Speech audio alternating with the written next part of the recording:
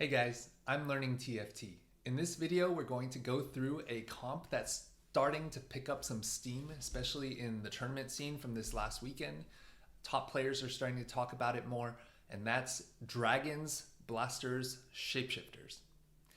So before we do that, I want to talk briefly about how I did in day 2. In my last video, I talked about how I did really well in day 1 of the Tactician's Trials. I finished 4th on day 1. Actually, you can't see this. 4th on day 1 here. But going into day 2, I didn't do too hot. I finished 91st. And just to, if you care about my story a little bit, if you don't, you can jump forward. I'll provide timestamps for just going straight into the comps. I'm going to talk about some of what the top players are saying about this Dragons, Blasters, Shapeshifters comp. We're going to go into some of the game histories on how they're playing it, and then we're going to go through maybe a little bit of VOD review, jumping around, not so detailed, but looking for macro patterns on how top players are playing this comp. But before I do that, I'm going to talk a little bit about how I did in day 2, some learnings, and do a little bit of kind of philosophy, psychology on just how to get better at TFT. So a little more context on what happened yesterday. In the morning on Sundays, I coach my son's basketball team, and I had to check in while I was coaching practice, and I found out, I think this was like an hour before the tournament started. I saw on Discord, and I wasn't even at home, I wasn't at my computer. I saw on Discord that they were playing on Tournament Realm 4 because there were some issues with clients on day 1, and that's part of the reason I had to play in a 5-person lobby with like Prestivent. And I was just scrambling to download the client. My internet was like running into problems at the last second for some reason. And it was showing like a 90-minute download time, and this was like 20 minutes before the tournament was supposed to start. So I was thinking, oh, I'm going to be DQ'd, and which actually occurred for a lot of other players, which is just unfortunate. I think the tournament organizers really needed to give a lot more heads up. There was plenty of time for them to at least let us know the night before that was the direction they wanted to take it in. They did say, oh, we told you that you should have downloaded both clients. But really, like, if TFT players don't read patch notes, like, are you really going to expect us to download all these different clients ahead of time? Plus, I wasn't even sure if I was going to get to play this weekend because I was on the wait list. Which, speaking of, everyone on the wait list, I believe, actually was able to play. So if you want to play in some of these tournaments, I would suggest signing up, even if you're a Masters level player or GM, because I don't think the tournament was actually full. So if you want to just have some experience with playing in these tournaments, I would highly suggest signing up, even if you don't think you're going to be able to play, because yeah, they need more players, which is why there were so many 7-person, or in our case 5-person lobbies, and then people with tech issues and stuff. But I was just going into this tournament yesterday super flustered because the first off, I was like, I'm not even gonna get a play. I actually fixed my internet at the last second, and it was able to download, and I was able to just barely get in time. I was also scrambling to eat my lunch. So I was hungry, tired from practice, and my son's basketball game has both practice and a game in the morning. So I was not in a TFT mindset where I was like, okay, I'm ready to play. Normally, if I really wanted to be ready out in the morning, I would be like playing 1 or 2 games to just get into the flow. I'd be meditating. I'd be getting just everything ready as opposed to just scrambling at the last second. So I went into that first game. Also, my settings were all kind of messed up. Anyway, I don't want to make excuses about it. The first game was actually, I got worth the wait, and I ended up with Warwick. And Warwick without an artifact item, it just wasn't a direction that was that great. And then the first few games just didn't go well. I was pretty much like gonna get cut after the first 3 games, and the 4th game I think I needed to get like a first place, I think, to be able to keep playing, or maybe like a top 2. So I ended up getting Fortune into a Callista like big cash out. So that actually worked out for me. And my last 3 games, I finished like somewhat respectable. So I don't feel too bad about, the last 3 games. And it would have been nice to be able to go into game 1 with like a little bit better mental. But it is what it is, and we'll move on from there. And so based off of kind of my tournament experience, I want to talk a little bit about some ideas that are useful just in general when you are in a pressure situation, or if you're just having a downswing in TFT or in life, like something happens at work, something happens in something that you care about, how to handle situations where things aren't necessarily going your way. So this is one of my favorite proverbs, is a Persian proverb that's "this too shall pass." And anytime things are going really well, you can say "this too shall pass," because it's really easy to ride a high and get really attached to it. It reminds me of when I was running my mobile gaming startup. This was back in 2008, and we had one of our apps first hit #1 in the App Store. This was a few months right after the iPhone App Store first launched. We were making mobile games, and our team was just super hyped. We were super excited. And one of my co-founders, he was just super chill about it. He was like, yeah, that's great, but we're going to fall and life goes on. And so I do think there's something to celebrating when things are going well, but when you get too attached to success, that can be detrimental to future performance and happiness. So thinking about that when things are going well, but probably more importantly for most people, when things are not going well. So after I started the day like 8th, 6th, 7th, just channeling that energy of "this too shall pass." Let go of what happened. Let go of if you're in a downswing, you fell off an LP cliff, "this too shall pass." Next we have focus on the here and now. This is from one of my favorite books, The Courage to be Disliked. Actually, I should zoom this, since some of you have mentioned that's hard to see. I would highly recommend this book, The Courage to be Disliked. It's like one of my, I would say, top 3 favorite books of all time. And it's talking about this idea of being your own person, being willing to challenge other people's conceptions of who you should be, which oftentimes means being courageous to be yourself. And if other people don't like who you are, that's okay. That means you're exercising your freedom. And the authors say, if one is shining a bright spotlight on here and now, one cannot see the past or the future anymore. And this ties with this idea of "this too shall pass," of letting go of the past, not necessarily focusing excessively on the future, and just focusing on right now.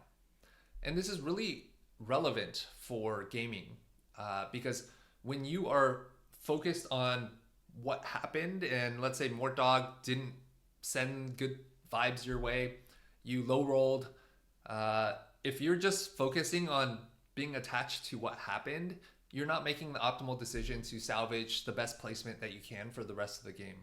You're not setting yourself up in future games to be able to play optimally because you're so attached to the past. And this is very true and I talked about this in one of my earliest videos on playing flexibly. The ideal flex state, if the game is in a very balanced ideal state, which I suspect, which usually occurs towards the end of a TFT set, and we're starting to see that more now. Mortdog even just mentioned that this patch is, you can play a lot more flexibly than you could, let's say, on the Syndra patch or the Callista patch. And when you are able to let go of the past and let go of any preconceptions of the way you should play the game, the comps that you should play, the units that you should lean toward, and you could just focus on now and go with the flow and play flexibly, that's how I really enjoy playing TFT. And I don't enjoy the game as much when it's like, oh, you're really rewarded in playing in one or two directions, but kind of playing and seeing what the game gives you and going from there. That's how I have the most fun playing TFT. And that's what this quote is talking about. Lao Tzu in the Tao Te Ching, one of the great Chinese philosophy books, wrote, "Those who are attached to things will suffer greatly." And this applies both to, and this kind of connects with the idea of this too shall pass. This applies to both positives and negatives. Like if I get overly attached to how I did in day one and I'm just focused on like, oh, I'm the shit, like that's not going to help me going into day two.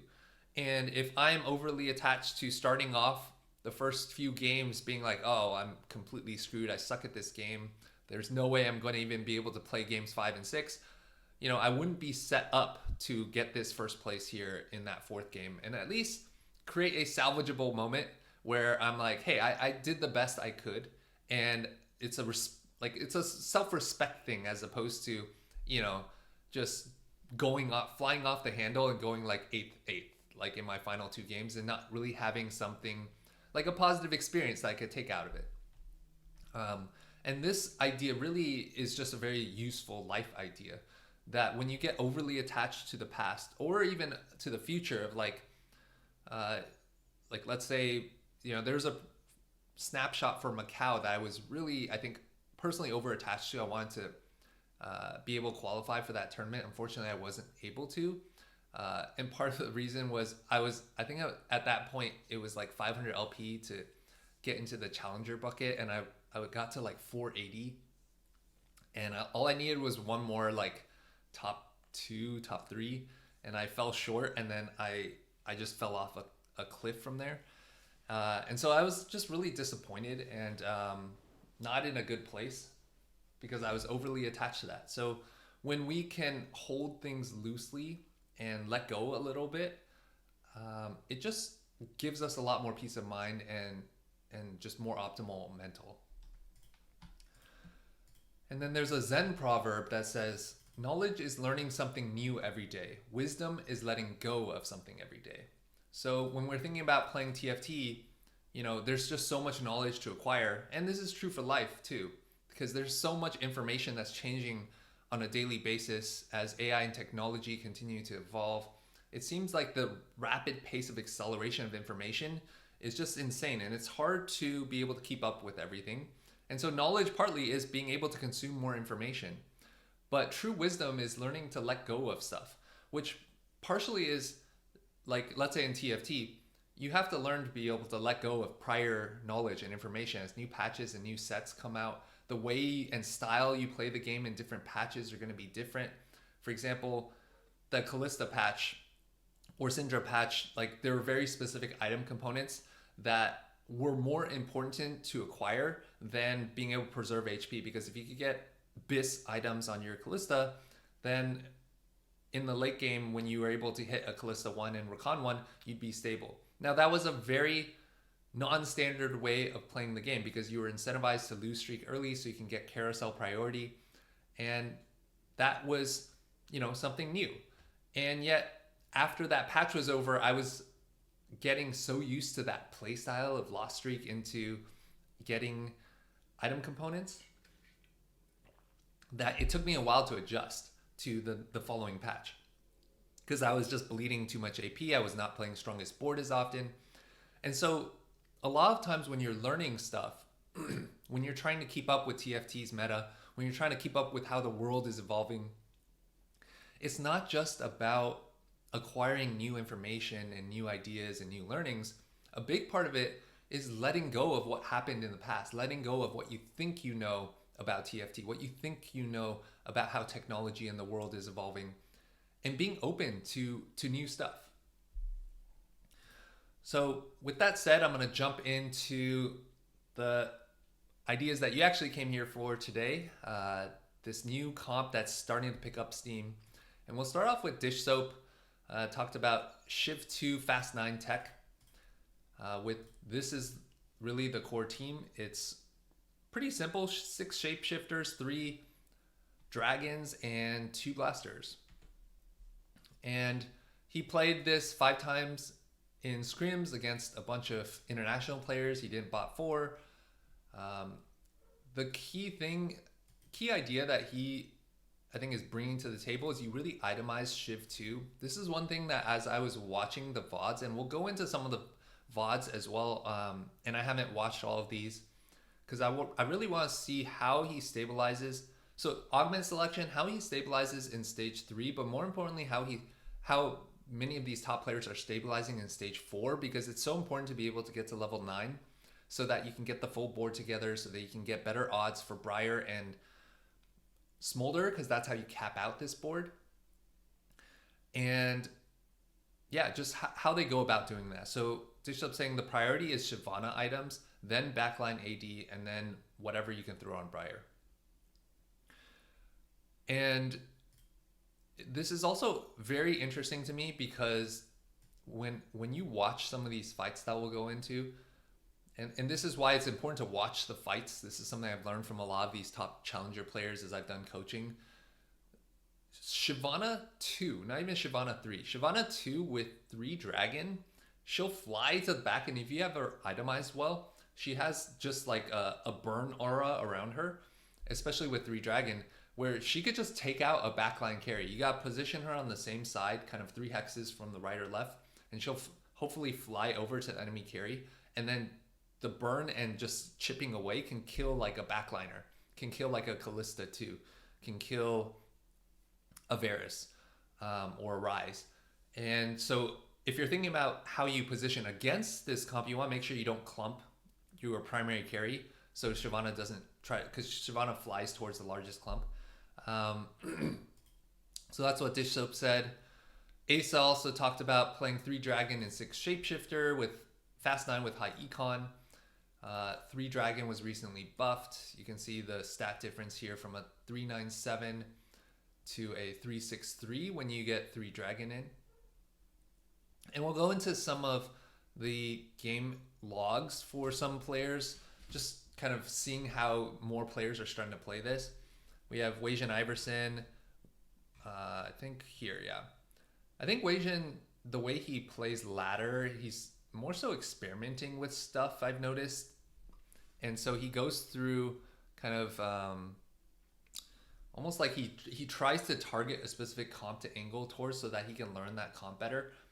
And I remember a interview that he did after he won Worlds, where he talked about where ladder he just tends to experiment. He doesn't care about LP, and even at like scrims, scrims especially true. But unless you're like really sweating a specific snapshot, like he argues that you should not care about LP. You should just experiment, have fun, and focus more on learning and what you can gain as far as your knowledge of the game, because your LP will follow from that. And so you can see here for this day, he played 1, 2, 3, 4, 5, 6 games of some form of Smolder. And I want to kind of look into how he goes about playing those from a augment and itemization standpoint. So he starts with Prize Fighter in this first game. One thing I've noticed is that, especially with Dishsoap, but a lot of times you're actually itemizing your Shyvana 2 instead of even like Varus or sometimes even Nasus. Because again, and we'll notice this in the fights that we can watch in a little bit, Shyvana 2 with 3 dragon is extremely strong. So this is a fourth, you really cap out with Smolder 2 and Briar 2. And we can even look in the stats here that if you get Smolder and Briar, if you get a Smolder 2 with a Briar 1, you get a 3-4 with a 22% win rate. And if we invert that, 3-4, 22, 3-4, 22. This is a 3-3, 27% win rate. So what this tells you is that Briar 2 is going to have a higher performance than a Smolder 2. Obviously, if you get both of them to 2-star, you have like a 50% win rate with a 2.0 average. So this comp has like some of the highest cap out in the game right now. And if we look at just, I'm sorting by win rate here, it has a 15.8% win rate with the highest pick rate amongst these options, because Witchcraft here is gated by Witchcraft Emblem, and these Arcana Zerath and Bastion Taric this is 8 Bastion gated by Emblem and extremely hard to play. So these are kind of like very conditional and rare. And so this is basically, this comp here is probably the highest win rate in the game, and it's easier, performs better in lower elo, partially because it's just easier to get there. The big thing with this is if you look at the diff between level 8 5.2 versus level 9 3.2, and this is generally true for a lot of comps, but it's especially true for this comp because you aren't able to get 2 blaster in here unless you have an emblem, or 3 dragon, right? You kind of have to sacrifice between 3 dragon or blasters, whereas you can get either 8 shapeshifter here, or you get both 3 dragon and 2 blaster here. And if we look at the stats here by date, you can see that from the start of the patch, the pick rate was 0.4, and it's kind of it's continuing to rise at 0.72 pick rate.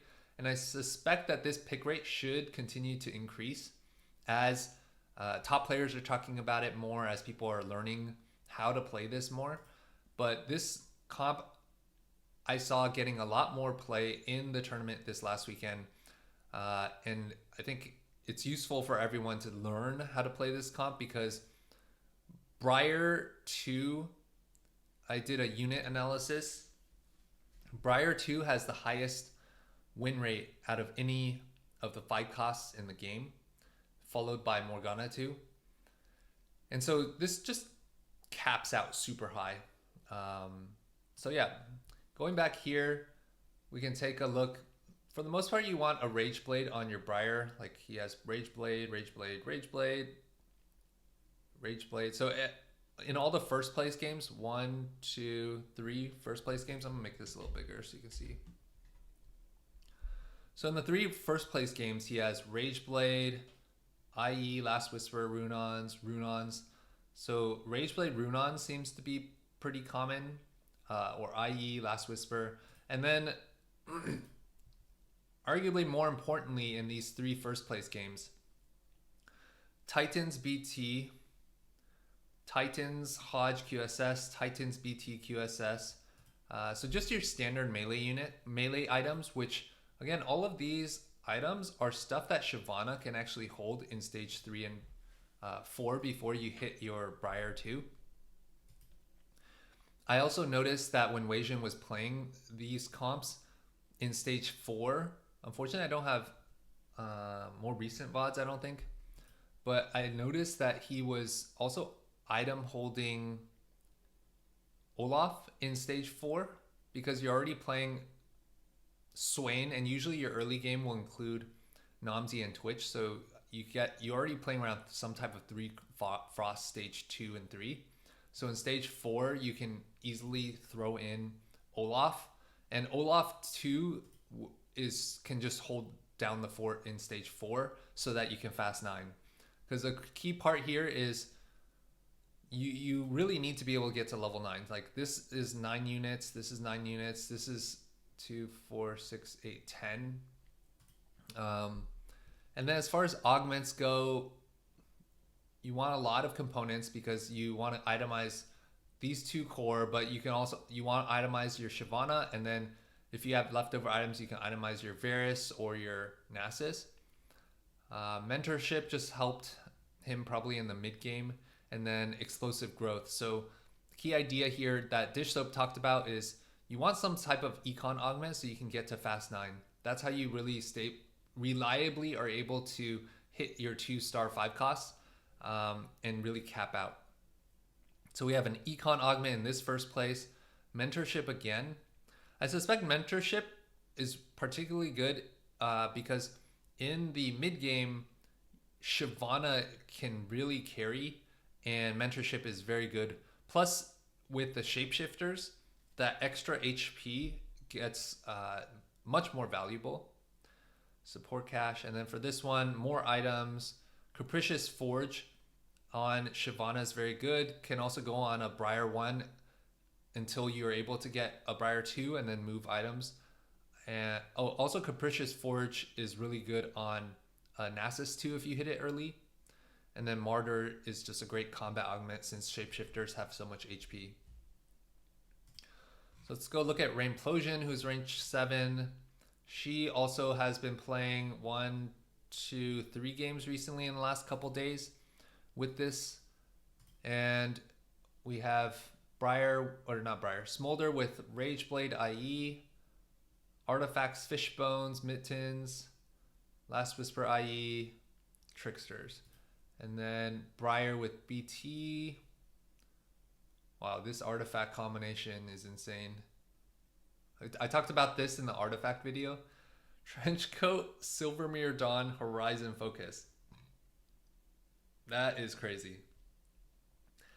And then also Suspicious Trenchcoat with Vow is particularly good because it lets, when they split apart, the Vow can then automatically give more mana. So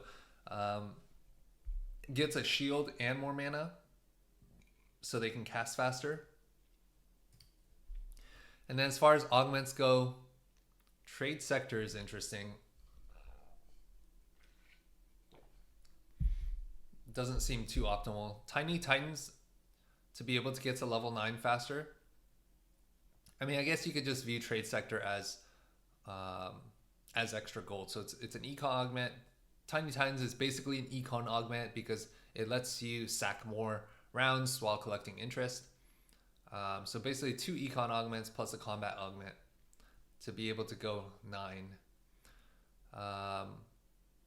This one was Draconic Mastery. This one gives you great direction. You hopefully have a Namzi 2 ideally. So in general, if you want to lean in this direction, you should be holding your Namzi Twitch shapeshifters early on. And if you can streak with this, it's just like the easiest first in the world. We have an econ augment plus What the Forge. So you'll notice that there's a lot of econ augments so that you can get to fast 9. Inspiring Epitaph, Dark Alley Dealings. Dark Alley Dealings is particularly good. That Trenchcoat on Shyvana in the mid game is extremely strong. And then on Briar as the cap. And the Tricksters. Tricksters can go on just like if you have a Nasus 2, you could just duplicate a Nasus 2 just to get more tankiness on your board. Tricksters on your Shyvana in the mid game can be good too. You just get a lot more CC. And then Martyr. So Martyr is, I noticed, between Wasian and Rainplosion is very common. And if we look at some of the best performing augments here, like these are the most frequent. Shapeshifter Crest Emblem just gives you access to 8 Shapeshifter. Eternal Growth, Draconic Mastery. If we sort by average place, worth the wait. This is more high variance. If you get a Shyvana on this, it's like game over. Dark Alley Dealings, Caretaker's Ally, same thing if you get a Shyvana. 2 tanky is particularly good. You can 2 tanky your Shyvana and your Briar. Worth the wait if you get Elise or Jace. Can work in this direction. Lots of econ augments. Final Ascension, Level Up, good for something. All that Shimmers can really generate good econ and be great on Varus or Smolder. Build a Bud, you get a 1 cost that's really good. And then Portals, nothing that super jumps out here. Champion Conference is good when you're playing a vertical. All right, so let's go into VOD library. And I'm gonna just more so skip around just to see like kind of how they play certain situations. So we'll start off with Dishsoap. Let's see. So I'm gonna jump to just stage 3. See, what I'm gonna look for is how much HP they have at each stage, what augments they have selected, whether they're streaking or not at certain points, how they're itemized, and then I want to look at stage 4 specifically. All right. So we have little buddies, double down. So lost streak early with a lot of econ into little buddies. So this is, he's basically sacking his early, and he has Crown Guard, which is great on Shyvana and just shapeshifters in general, because you get the HP shield is a percentage of HP. And then he has a Rage Blade. So because he was lose streaking, he's gonna get a lot of priority on carousel. So here at the end of stage 3, he has the Shyvana 2, which are holding Briar items, and the Crown Guard is great. He already has his backline items, and then he's gonna probably roll down on 4-1 because he's been lose streaking for all this time. Gets the 6 shapeshifter in, has the Varus here, and is looking for the Varus 2. Gets most of his shapeshifters 2-starred.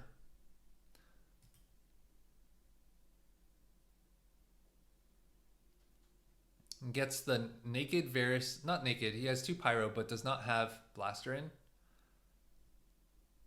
Vow Crown Guard. So Vow and Crown Guard are especially good items for Shyvana later. Just lets her cast faster, both give percent HP shields. And now it looks like this board is probably stable. You can see here that Shyvana 2 dealt the most damage. And let's speed this up a little bit. So he gets a new recruit, which will make it easier for him to stabilize so that he can go 9. It's also really good if you happen to get an early Briar or Smolder. So Varus 2 dealt the most damage, but this Shyvana 2 dealt half the damage of the Varus. And you'll notice that this Shyvana kind of jumps to backline. Or I guess the aura hasn't, he doesn't have 3 dragon in yet. So let's jump ahead. So this is end of stage 4. And he won all of stage 4 except for 1 fight off of this board here. He does get the Briar. And I believe he's, oh no, he's not feeding Briar because he's already low HP.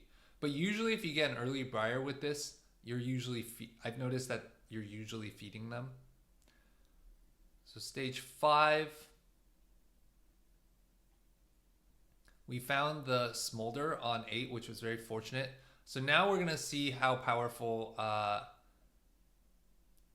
this Shyvana is. Let's really pay attention to this Shyvana. So you see here, this burn just wiped out that Vhagar. And the Briar, so the Briar one actually dealt the most damage. So that's one thing, one key learning I had is Briar 1 makes you extremely stable off 6 shapeshifter if you have her fully itemized. You do have the little buddies here, so that definitely makes a big difference. But notice also that the Shyvana 2 dealt almost as much damage as the Varus. And if you think about like kind of her role in the fight, she took out the enemy carry. So her role was arguably more important than this Varus, because once Vhagar was taken out, like the fight was basically over. So that's just I think a huge important point is you want to fully itemize your Briar 1, your Shyvana 2, and you know, Varus and Smolder, if you have them, great. But the 3 dragon is key to get Shyvana going. All right, so we'll keep jumping ahead.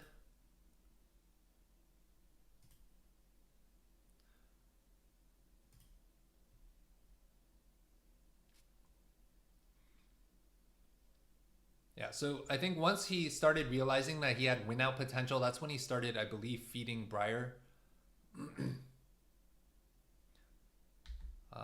Okay, so I think this game is pretty self-explanatory from here. I am going to go back to here. Let's take a look at, I don't know if this Souless game, we can look at this Frodan game.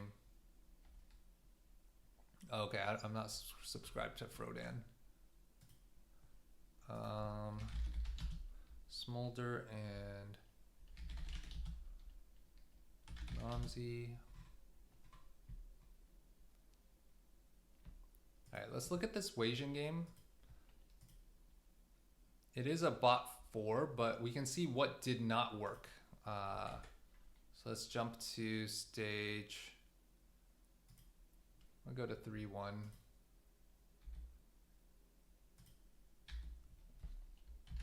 Okay, so this one's Eternal Growth. 3 streak early, so preserved HP. Hodge. One thing I noticed right away, even just now, is the lack of a Shyvana early, especially with Eternal Growth, will probably make a big difference in the end game, like kind of cap out.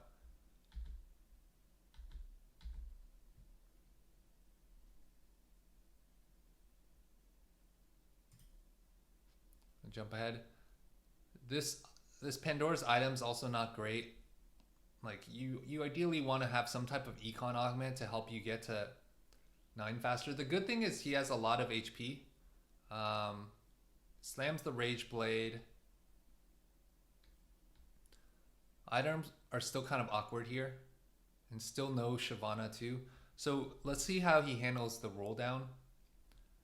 Because I have seen him go towards Olaf.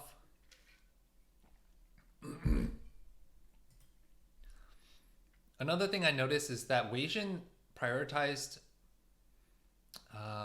Even Shroud a good amount, whereas I don't think I noticed Dishsoap really doing that. I think that's a Shapeshifter crest option here. Yeah. Still no Shyvana is unfortunate. And he's not rolling. So he thinks he's stable enough here. And he has 76 HP to go fast 9. Alright, so moves the melee items over to Morgana. Let's see how stable his board is. It is 6 Shapeshifter, which is one of the best front lines that you can have now. Not a bad loss. 10 HP loss. I mean, if he takes a 10 HP loss for 3 more rounds, he'll be at 36 HP. Could go 9 on 5-1. Finally gets the Shyvana. Alright, let's jump ahead. So let's see how much... Yeah, oh wow. Took a lot more damage than he expected in stage 4. So those are some bad losses. And he really needs to hit now. He did find a Briar, but he needs that Smolder. If he might just whiff on the Smolder. Oh, there it is. Oh no. Oh, okay. He had the other Shyvana. But he just ran low on time. This Radiant upgrade sitting on bench. That was probably just too dizzy. Oh, but he does take out a 3-star way. So you can see here. Right, let's take a look at that damage chart. Okay, 1-star Briar, like MVP. Smolder, really good. And at 8 Shapeshifter, so you're not going to play another Blaster since 3 Dragons more valuable.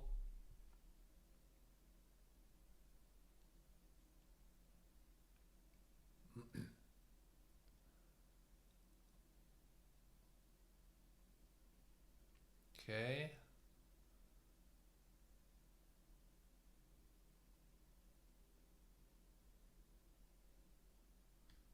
It's going to roll this Hodge. So one thing I'm already noticing is I think an optimization Dishsoap made over the way Wasian's playing here is, and part of it could just be because he didn't really find any Shyvanas in the early game, which I think is is really important point. Finally gets the Shyvana is ideally you would have like Crown Guard Vow BT or something on your Shyvana instead of itemizing this Nasus, because we saw in that earlier VOD with Dishsoap that this Shyvana 2 is like with 3 dragon is probably like the strength of a 4 cost, maybe even stronger. Was like out DPS, it can out DPS Varus, and gives you a lot of backline access. All right, so I think the learning here is he didn't have an econ augment. He didn't have a Shyvana early, which for the eternal growth makes a huge difference. This Pandora's is kind of a wasted augment, although you kind of need it to fix his items. And Shapeshifter has a high cap out, but the thing is you really need to hit everything else. Okay. Smolder, Shyvana, and what was it, Namzi? So 3 dragon. All right, let's take a look at this Soulless game.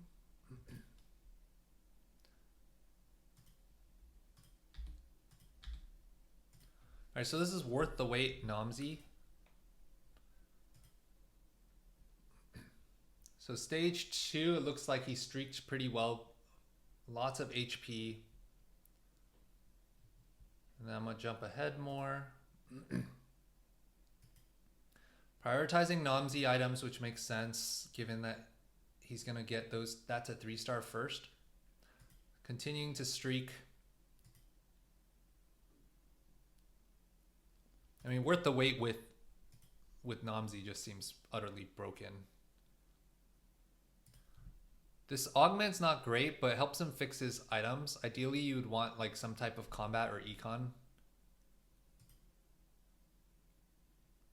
But for him in this situation, like he has so much econ from this streak that ideally this would be a combat augment.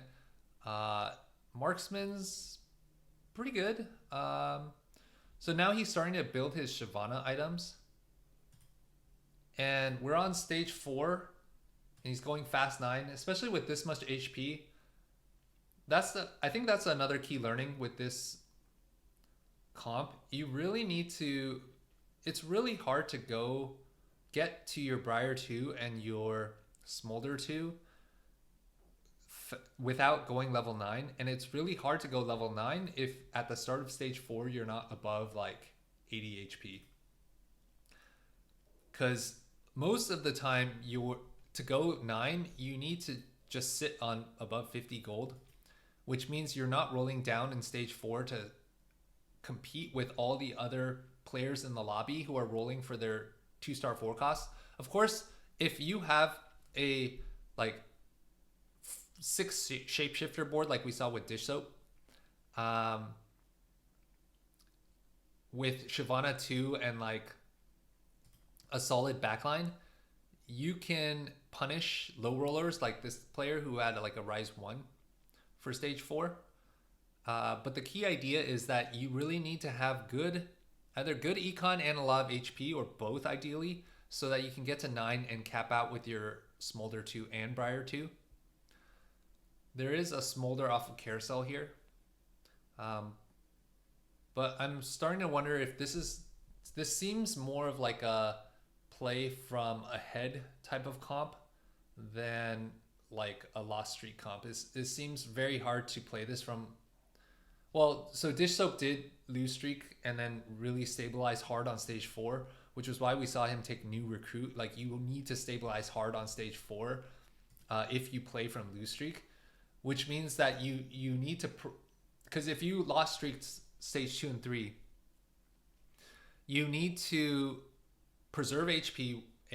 You need to preserve HP in stage 4, especially if you're at like 30 HP, let's say, or 40 HP or lower.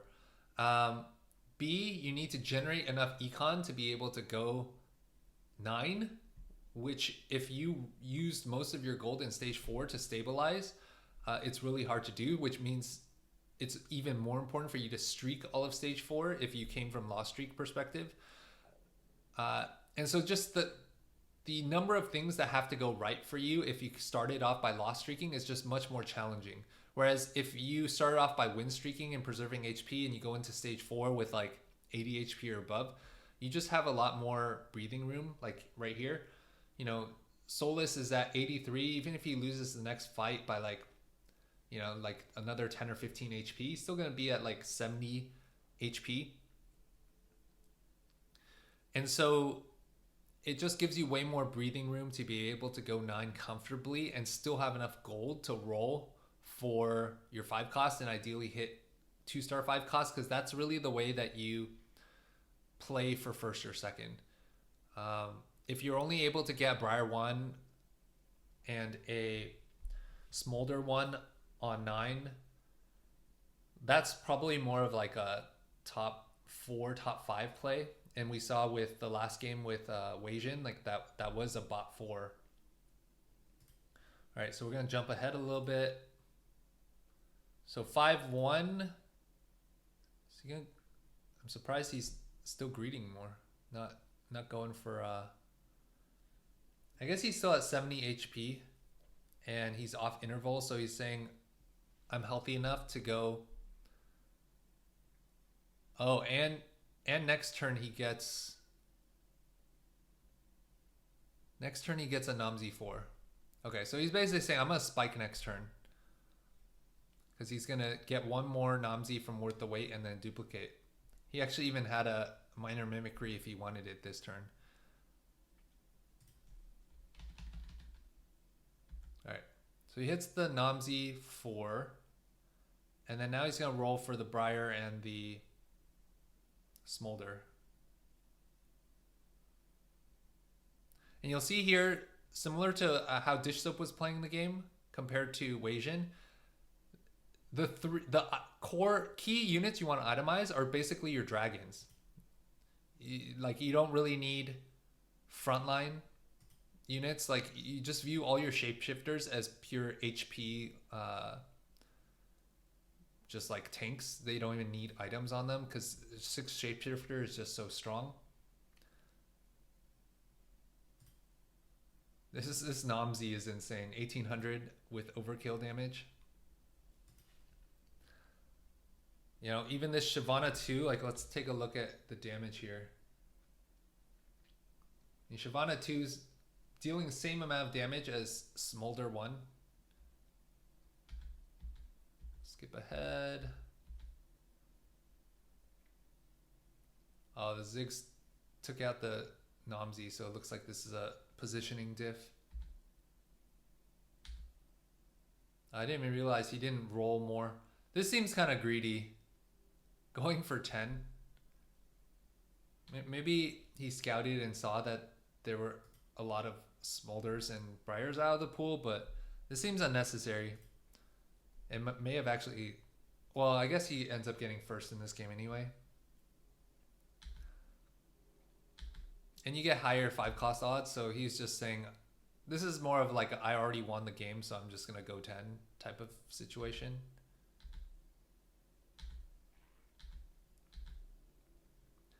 All right, so eventually we're going to find the Briar, and then we can move the Shyvana items over from Briar.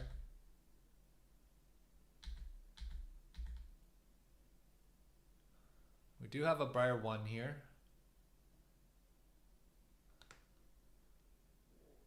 And we're down to our final opponent.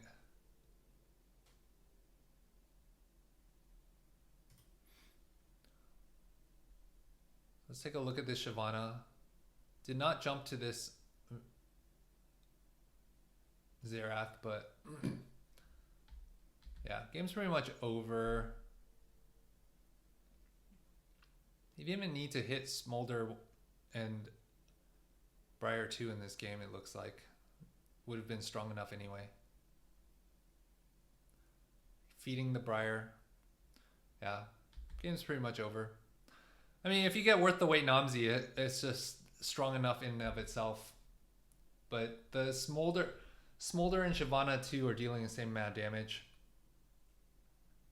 All right, cool. So I think that kind of covers this comp. If I'm to just to share my key takeaways from watching these VODs and looking at like kind of some of these stats, like going back to what Dishsoap saying, I think a key idea is itemizing your Shyvana. Shyvana can hold your Briar items as well, and really making sure you have a game plan where you can go into stage 4 for ideally above like 80 HP so that you can go fast 9, also ideally with an econ augment. Or if you had an econ augment and you lost streak, you really need to make sure you're stable on stage 4, like that game with this game here that Dishsoap had. Using that duplicator to get that Varus 2 and really having almost all 2-star frontline so that you can go into the end of stage 4 with econ from your win streak and making sure you just don't lose anymore. But if you can get to level 9 and be able to hit your Briar and your Smolder, this comp just has the insanest cap out, and it's just really fun to play with the 3 dragons. So I hope that this video was helpful for you to be able to understand how to play this comp better. If you like this style of video, let me know. If you didn't, let me know. If there are other types of videos you'd like to see, I would love to hear your thoughts in the comments, as well as just any analysis that you'd like to add, comments, suggestions. Yeah, other than that, thanks for watching, and I'll see you in the next one.